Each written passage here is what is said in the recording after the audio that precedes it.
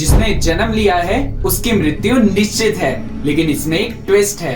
हरे कृष्णा, आप सभी का स्वागत है 108 दिन 108 श्रीमद् भगवद गीता श्लोक चैलेंज के 7वें दिन में। तो आइए साथ में मिलकर भगवद गीता के दूसरे अध्याय के 20वें श्लोक का उच्चारण करते हैं। ना जायते म्रियते व कदाचिन नायम भूत्वा भविता वा न भूया अजो नित्य शाश्वतोयम पुराणो ना हन्यते हन्यमाने शरीरे। अनुवाद: आत्मा के लिए किसी भी काल में ना तो जन्म है ना मृत्यु।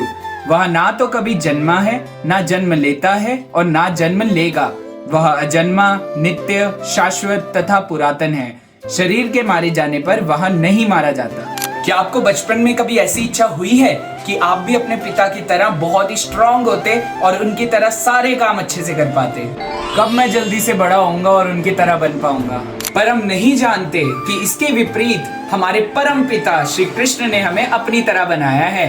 अजर, अजन्म, नित्य, शाश्वत। हमारे परम पिता श्री कृष्ण की ही तरह ना हन्यते हन्यमाने शरीरे, हमारी कभी मृत्यु नहीं होती।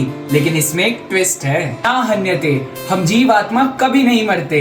हन्यमाने शरीरे, परंतु जो शरीर हम धारण करते हैं वो समाप्त हो जाता है, क्योंकि शरीर का जन्म होता है और जिसका जन्म हुआ है उसकी मृत्यु निश्चित है। माया के संपर्क में आने से आत्मा देह धारण करती है। जी हाँ, देह का जन्म होता है और अंत में उसी का ही दाह संस्कार होता है। आत्मा अपने कर्मों के अनुसार पुनः पुनः नई देह धारण करती है। आत्मा जब देह में होती है तो चेतना रहती है और चेतना ही आत्मा के होने का लक्षण है। आत्मा के नई देह में जाने के बाद पुरानी देह में चेतना का कोई लक्षण नहीं रहता। शरीर के 6 रूपांतरण का आत्मा पर कोई असर नहीं पड़ता, क्योंकि आत्मा बहुत सूक्ष्म है, इसलिए वो अपनी वास्तविक स्थिति को भूल जाता है और इसीलिए उसको परमात्मा भगवान श्री कृष्ण, जो कि सभी जीवों के उद्गम है और सभी विषयों के ज्ञाता है, उनके द्वारा मार्गदर्शन की आवश्यकता है। इसी हेतु भगवान श्री कृष्ण ने गीता का उपदेश जनमानस के उद्धार के लिए दिया है। अब आप सबके लिए एक प्रश्न है जो कि आपने भगवद गीता के इस श्लोक के तात्पर्य से बताना है